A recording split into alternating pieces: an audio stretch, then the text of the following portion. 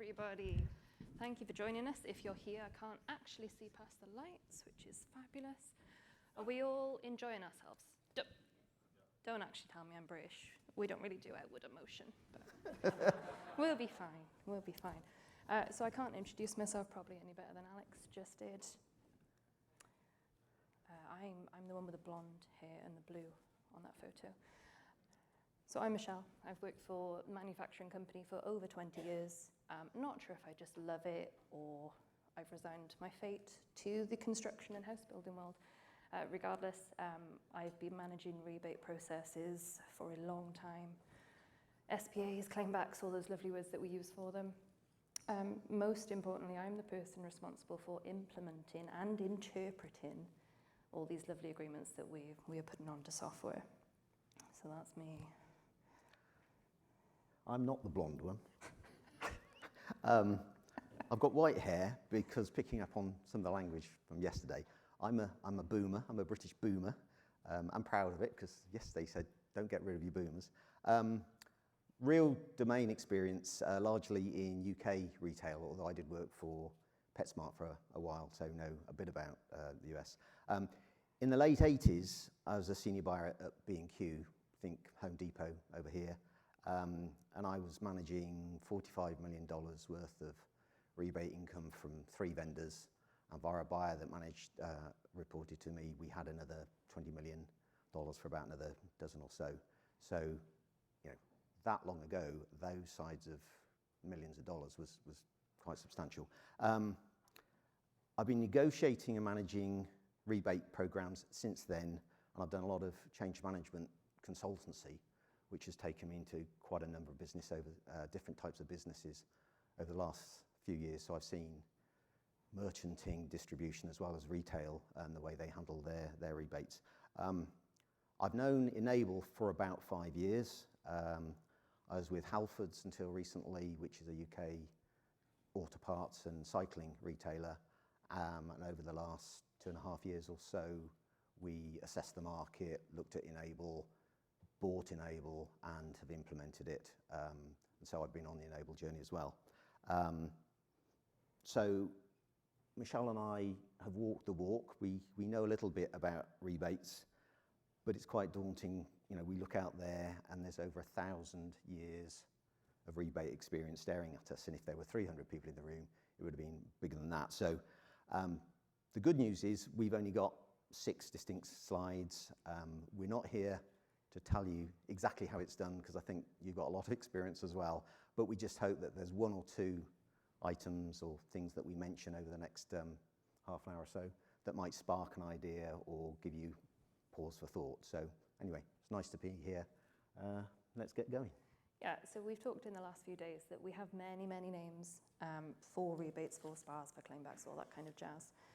The principles are largely the same, I think the UK, America, but we're just going to go through a few in a little bit of detail. So our definitions and terminologies. Yeah. Andrew, in his keynote speech on day 1, talked about the definition of rebates.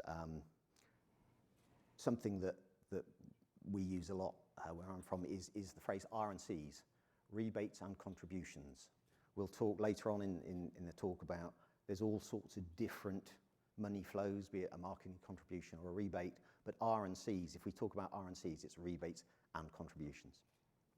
So we have inbound and outbound depending on where you are in the supply chain. Are you receiving rebates in or are you expensing them out? In some cases, if you're in the middle, you're going to be juggling with both. You should be familiar with guaranteed contributions, call them rebates, guaranteed amounts that you're certain to get. Could be a fixed value, could be a percentage, a fixed percentage on all your turnover. Could be on unit volume, could be on value. At Halfords, we were getting on the number of litres of different types of engine oil, and different types of oil had a different payment attached to it. So volume, value, targeted, these are all schemes that are in scope. And you know, I was quite sheltered in life because I've been in manufacturing so long that when I met Richard, he told me that you could have rebate on paint. I was excited. I was so excited. Anyway, So we also have monthly, quarterly, annual. Sometimes we don't call them by anything, just this is your monthly rebate. And I am particularly fond of anything with a monthly routine to it, because it means we've got touch points. If we've got quarterly, I'm in your inbox 4 times a year. If we've just got annuals, you only hear from me once a year. Whereas with a good old monthly routine, whether we're agreeing or disagreeing, I am in your inbox as a touch point every single month. So I'm a fan of the monthlies. And building on the R&Cs, the contributions side of it, could be called promo money, marketing money, listing fees, JIFs, joint investment funds, so pots of money that are earned but can only be spent if both parties decide how it's going to be spent, sometimes called BDAs, business development agreements or something like that. Lots of different words for the same ideas, really. And then we've got cost of entry. In a lot of spaces, we won't even be invited to the table if we're not offering a rebate, at the very minimum, 1 rebate on our trading agreements, particularly in our industries, I think. And I assume from everybody's industry, really, or you wouldn't be here. So, Richard, why do you think all of these things are important when we're navigating deals?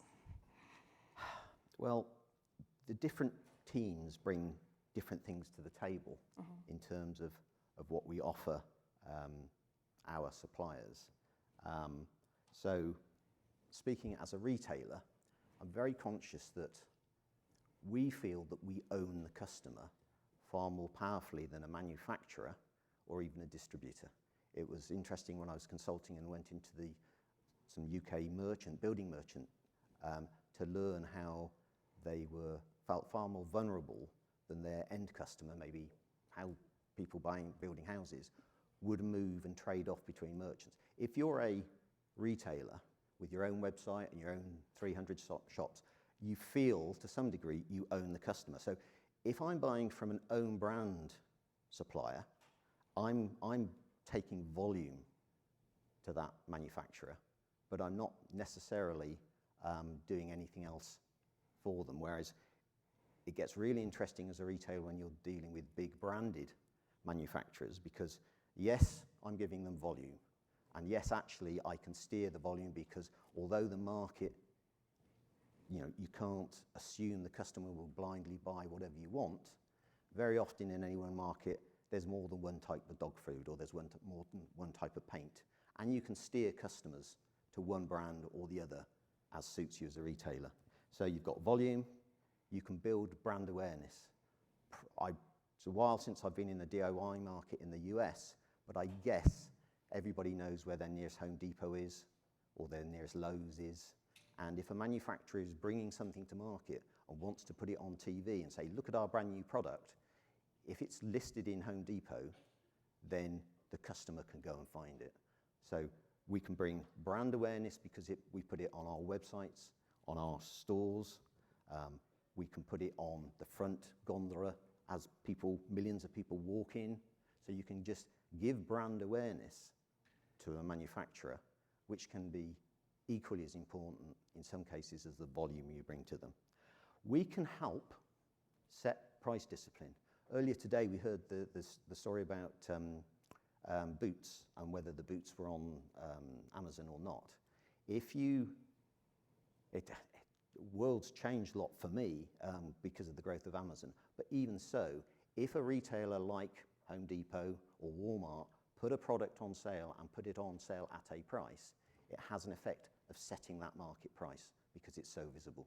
Now we know smaller retailers, or they may say, well, if Walmart is that, we'll be 10% higher, or they may actually say, well, actually, our position is we like to be 10% cheaper than Walmart, but it helps set a price discipline. So retailers can bring that to the table for the manufacturers we buy from. Market share growth. We can deliver market share growth. Now, if the whole market is growing, we can make sure that your market share grows proportionally. But what if we give you market share growth at the expense of your competitors? Most manufacturers have got a competitor out there. Even Pedigree Pet Food has got someone else that's nipping at their heels. So we, as a retailer, can steer our customers away from your competitors' products. You get volume, but you also end up with your competitor being weakened because they haven't got my volume. And that might mean that you can buy them, you can take them out. Now, as a retailer, I'm aware that I got that influence. Not absolute, but the bigger you are, the more influence you've got. Does it suit me to have two people fighting with each other to supply me, or does it suit me to help thin out the market so there's only one left? If it suits me to have one left and you're my supplier partner, I can help you take out your competition. So these are just some of the things that a retailer can bring to the table beyond just, we can push a lot of volume your way. Very confident there, Richard. The man with all the power. So what am I bringing to the table as a manufacturer? Now, this might sound a little bit silly and a bit straightforward, but confidentiality on true cost prices. Obviously, everything is confidential, obviously.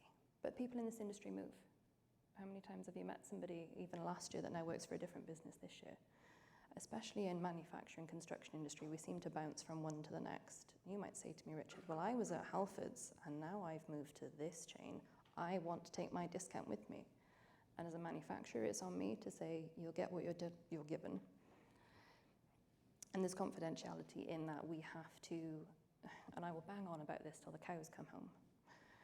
Everything must be a fair market price. It's my job as a manufacturer to make sure that the pricing is fair. You've got to be competitive, obviously, but everything out there in the industry has got to be competitive and fair, and that's where I'm keeping a rein in on it. I'm going to give you commercial incentive to grow. At the end of the day, I'm supplying the product that your end users want. Okay, you're going to sell it, but I make it, and I'm going to ship it to you. So I like to think I have the power there. So it's the product, the service that the end user wants. And it's about this growth. We've been talking about growth now for 2 days, and we've all established it may not just be sales. We might be talking about margin, we're talking about profit, we're looking at growth on the bottom line. So it's whatever growth means to you that is important to me. We're going to be collaborative on this. So, considering all this, what do we want in exchange? Wow. I think, in my experience, retailers can be very creative about getting our hands in your pockets. There's straight sales support. There's marketing contributions. So on our list here, more for more. More we spend, the more we get back. Could be a fixed percent, we just get 4% on everything, but really we like tiered, targeted schemes, and Mark did a presentation last thing yesterday, about that sort of growth curve and the sensitivity. So you've got the more for more.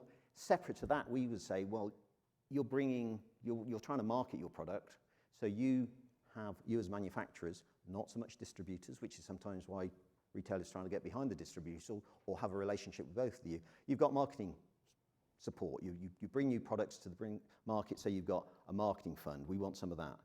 Separate to that, promotions. You want to drive volume, we want to drive volume. Give us tactical, bespoke monies for running promotions. Could be fixed, could be a percentage of sales, could be depending on what we buy. Most retailers, it's about what we buy in, but we also work on SOAs, sales out. We only get the money on what we have sold, and we share our sales information to audit, and you can audit that. So you only pay us on what we've actually moved into the hands of the end customer. Listing allowances. We'll put it on website, we won't put it in our stores. If you want it in both places, give us money. Does it go on the top shelf? Does it go on the bottom shelf? Does it go on the gondola end? Give us money. Unusual ones. Lots of people haven't thought of that. If you haven't, think about it now. Funding for hardware and maintenance. Halfords sells car batteries. The batteries might need to come back and someone say, you sold me a faulty battery. So the stores, all 300 of them, have big sort of battery testers to check whether the battery is charged or not. And these things break and go wrong, and they have to be maintained, and that's a cost, because spending £1,000 a year on 300 stores, so we get our battery manufacturer to pay to maintain these battery testers, because it's in their self-interest, or so we tell them. Funding for staff training, bespoke funding, so we can sell your products better. Nil returns agreements. Interesting in the new world about ESG. So years ago, when I worked for Boots the Chemist, now part of Walgreens, Boots were based in the middle of Nottinghamshire in the UK, where there was lots of old coal mines. And when we had an end of range, or when customer returns came back, we would literally send them down coal mines and seal them off. We would chuck them away, because that was how we could dispose of products. You can't do that in the new world of ESG. So if customers are bringing products back, if we as a retailer are having to dispose of them ethically and responsibly, that has a high cost.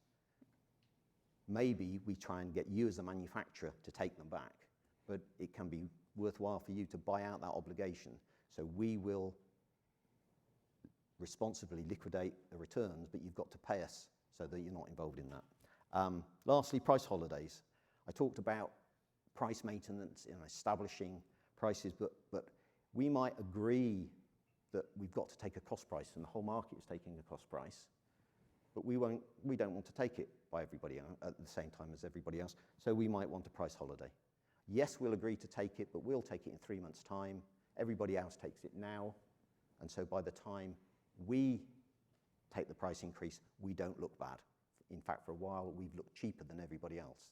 So it's a non-commercial benefit to me as a retailer to take it later. Or maybe I'll lead on the prices to help you establish your price in the marketplace, but that comes at a cost.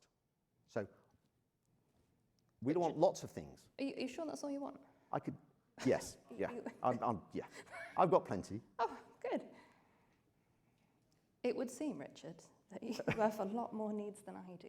And I really think if you could get your hands out of my pockets, you would know that I just want a long-term relationship. Are you a cowboy?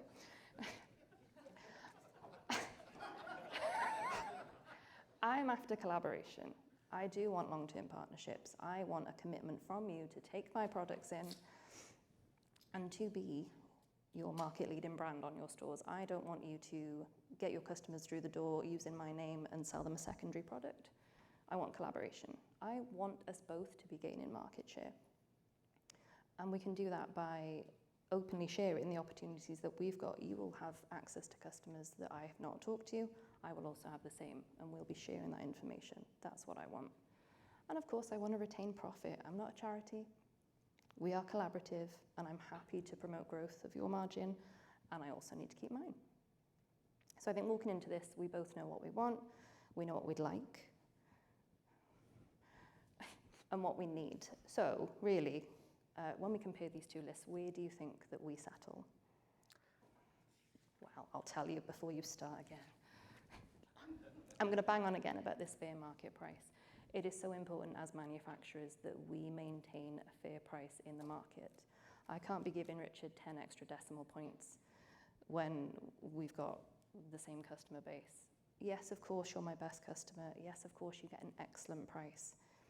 But if you move to a competitor of yours, I'm not going to be embarrassed when you start talking terms.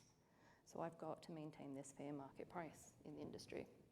I also want strategic plans. I am quite demanding with the detail.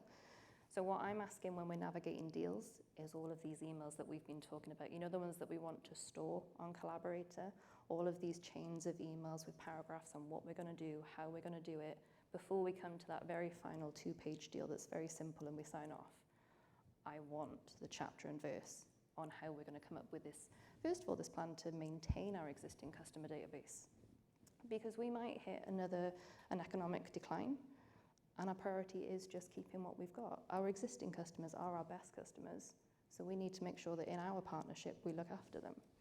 Of course, we're going to have promotion opportunities for new growth, and I just need the belief that you're going to do what you say you're going to do. For the period of the agreement, but maybe then it's all up for grabs again. We'll sit back down then and talk again. Where do we settle and why do we settle at that point? In my experience, a lot of retailers are good at calculating the net price of an item. So that costs me $1, and I've got a 5% rebate, and I've got 2% nil returns, and I get guaranteed marketing funds to promote that product twice a year. So my dollar price has these extra rows in the spreadsheet to say that's my net price. And I do that for the products, as many products as I've got the appetite or the headroom to do, because if the market shifts, and Mark had some really good information about how the mix and the bundle can change your profitability. Well, as the market shifts for a retailer, your profitability can alter radically if you don't understand your net profitability. And when you go to market and tender businesses and tender elements of your business, maybe every couple of years or in more frequently that in some cases, you've got to understand your net profitability. What is the real benefit of this? And you compare that, so your true COGS, true cost of sales, and comparing that to your competitors. And I wonder how many businesses out there put enough effort into trying to work out what their true COGS are. Because if you don't understand your true COGS, how can you know what you can afford to sell it for? Put it on promotion. If you don't get the promotional support, you're actually going to net lose money. So where you settle in a negotiation with a manufacturer is around about what's the true COGS. We are all commercially driven. And if we're not sufficiently commercially driven, our bosses will find people who are better at being commercially driven and put them in the chair. So for both parties, yes, we want partnership. We need partnership, and retailers need suppliers, otherwise we've got nothing to sell. We settle on the deal when it's sufficiently advantageous, or we settle on the deal when we believe as retail buyers the supplier is absolutely pushed to their backstop, and maybe a bit beyond if we can get there. We can grade suppliers on partnership suppliers or suppliers you're just trading with tactically. Some manufacturers don't want a long-term relationship, they just want a quick wham bang. And that's fine if both parties are going into that. Maybe just promotional volume at the right time of year. Longer-term partnerships, we wouldn't, as a retail buyer, want to push them all the time to their backstop, wouldn't want them to feel aggrieved and trading with us because they can't afford not to, not because we want to. So it depends. We do want long-term relationships, but not everywhere and not all the time. And not everywhere and not all the time. Goodness me. We do want a win-win though, don't we? Yeah. This is a mutually beneficial partnership. That's what we're aiming at. I think if we both walked away from a negotiation, that's a failure. We need to agree on something, and whichever way we lean, as long as it works for both of us, I think we're not so naive to think that everything is settled 50-50 when we're around the table negotiating. But we do need to make sure that we're winning. And when we're talking about something so complex, particularly from your side, I think that the way that we do this is with the help of people and technology. As we've been discussing for the last 2 days, we've been very heavily focused on people and tech, which is absolutely brilliant this year. And bringing the human element to navigating around these deals, it's, don't get me wrong, I'm the first person to admit, we might lose our key man, we might lose our tribal knowledge, this domain expertise that we've been talking about, so important. But until we've got the tech that does a lot of work for us, it's the humans that are going to say, well, I'm not going to give you a massive rebate if your biggest problem is minimum order value. It's not always about the rebates, it's about the other things we can put into the deal. I might need to offload some stock and say, Richard, look, I know you're on 30-day payment terms, but if you can just take this stock off my hands and put it in, I'll give you 90-day payment terms. And at the moment, it's the human touch that is doing that. I don't know about your software, but my software doesn't do that just yet. And I know we're on the way to it, and I know our analytics are getting much, much better, especially with the development of AI. But at the moment for us on this journey, it is the human element of the deal that we need. Things like cash flow benefits, like I say, we can adjust payment terms if we need to. Failing to claim, and I like to think that when I'm enforcing these monthly routines and the monthly rebates that I will always push for, you know my name because I'm in your inbox every month. We're talking continuously, and that just helps the relationship between manufacturer and retailer. So I'm heavily, heavily on the people side and training staff, training teams, not just the finance teams, but training the sales teams. How do we navigate through these deals? How do you read that agreement and know exactly how to behave with your retailer? People trade with people they like, preferentially. They will trade with people if they've got to, but if you've got an opportunity like some stock that you need to shift, and you've got two names, you're going to phone up. The first person you're going to phone up is, one, the person that you think can make a decision quickly, and secondly, the person that you'd prefer to trade with. So people is so important, and the technology piece is a facilitator for that, and it helps the people, but it doesn't replace the people. Visibility and accessibility of every agreement. That's where technology really has a fantastic part to play. And I was talking with someone over lunch. One of the things about Enable, it has this contract module. It's almost a soft benefit. No one's going to buy and invest in Enable because it's got the contract module, but it's really valuable because every deal needs to be up there. I've used the example of where buyers can be literally on a Teams call with a supplier. They do a deal on a short-term promotion. While that team call is going in, you can load up that deal on Enable, $10,000 for this. That email comes from the supplier. That's loaded up onto Enable. The payment schedule is there. By the time that team call is finished, not only is the deal done, the evidence of the deal is there, the supporting documentation to claim that $10,000 at the end of the month is there. That's what technology can do literally in real time, and that's having to type stuff. AI is going to be, it'll just listen to the Teams call and put it in automatically. So the visibility and accessibility of every deal is where technology can really make a difference. And Keith Wright did a presentation before lunch and has got some stats on it. It's horrifying, the number of suppliers who don't have their deals documented. So that is a fantastic bit about the technology. It brings a consistent terminology. If both parties have signed up, then they've signed up to the same wording, and so the opportunity of misinterpreting the deal goes away. So standardization and simplification without sacrificing flexibilities. Traders love to trade, and if you stop traders trading, they can't do a great job or can't do an optimal job. But sometimes traders will try and do deals which are almost too complicated, and you can impose a degree of standardization. Technology can help there. Forecasting, better forecasting of earnings. The hours I've spent on Excel spreadsheets for lots of different suppliers trying to say what's the end earnings going to be, particularly at half year, and this is stock price sensitive. You've got to give an earnings forecast. We've already heard over the last couple of days, and there's probably people in the audience, your rebate earnings is more than your net profit year end. So getting a good forecast on what that number is really quite important. Technology helps with that. And the what-if modelling. What if that market grew by 5%, that went by 10%, we had this dynamic marketplace which is becoming the new normal. What if we have a crisis and this whole area goes down the pan?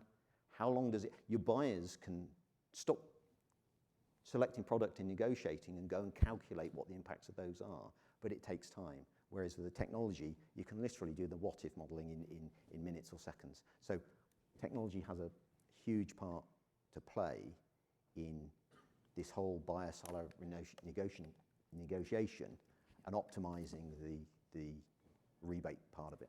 And I do think the what-if modelling is particularly important to combine the people and the tech, because I've got market insights, you've got different market insights, and combining them both and putting them into tech, chef's kiss, absolutely. So we've talked about different elements of before the deal, during the settlement. What do you think about best practice, Richard?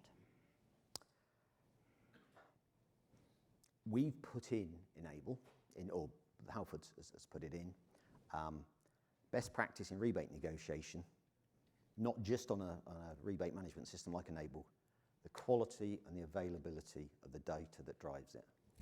Rebate arithmetic, as we all know, is really, really simple. The math is simple.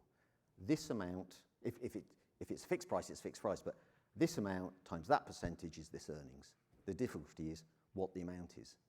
So quality and availability data, absolutely key for both parties, and then alignment of both parties about that detail, Yeah, no, about that data. I think that brings us back to the terminologies, doesn't it? If we're walking into the deals and we're both clear on what each of those categories is, collaboration on the data.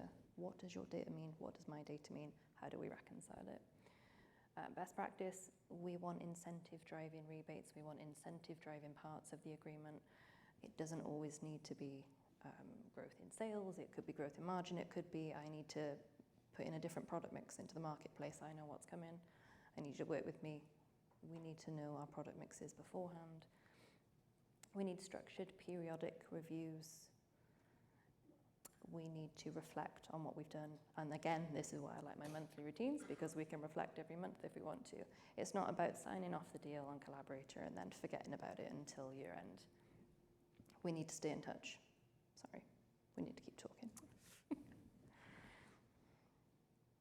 It's dangerous to become over-reliant on rebate income. We know the reality is lots of companies, their rebate income is more than their net profit.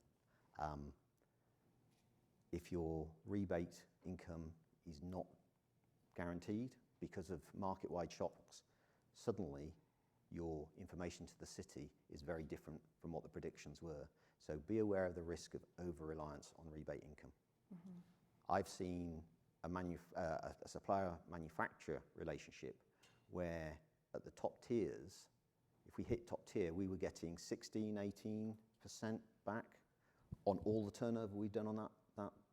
And I think that level of rebate coming back is too high. Mm. It's great if you can get there as a buyer, but then there's the opportunity to rebase it and say, okay, well, let's take 10% of that out, rebase it down to 6% and put 10% as a cost price. But part of your point about rebate deals need to be renegotiated, they need to be reviewed every year, perhaps renegotiated every 2 or 3, and not file and forget. But we're rebate experts. We all ought to recognise the risk of rebates driving the business rather than the business driving the rebate schemes. Absolutely. So I think in summary, we need the same language for our data. We need realistic incentives. Let's not set you up for something you're going to fail at. We're going to review and reflect, not file and forget. Do you like that? Mm-hmm. And we need to understand it in-house. It's the most important thing. You need to understand it as well as your teams. The same for the manufacturers. Once we're done, our teams are going to be collaborating and talking to each other. So we need to understand the deals fully in-house. And I'm pleased to say that is it for us. Now, we're not going to open up the floor to questions because we're running very short on time. But Richard, are there any silly questions when it comes to navigating rebate deals? No. No. We're all on different journeys in the rebate deals, in the rebate world. Mine have existed before, I'm really sorry, but mine existed before I was born in the industry. So they're historic for me. It's a legacy pattern of the industry. But we know there are people in the room that are just introducing rebates and SPAs into the business. And there are people like Richard and I available off stage if you need us. Yeah, feel free to ask. I've been through I don't work for Enable, but I've been through the journey with Enable, implementing it for a business. So I've, over a couple of lunches, I've talked about, be aware of your risks on your data, be aware that you've got your contracts, that you can get hold of them. But questions about Enable specifically, or questions about some of the stuff we covered, please find us out and grill us. Absolutely. And we're in the rebatestrategistcommunity.com if you need us. So yeah, thank you very much.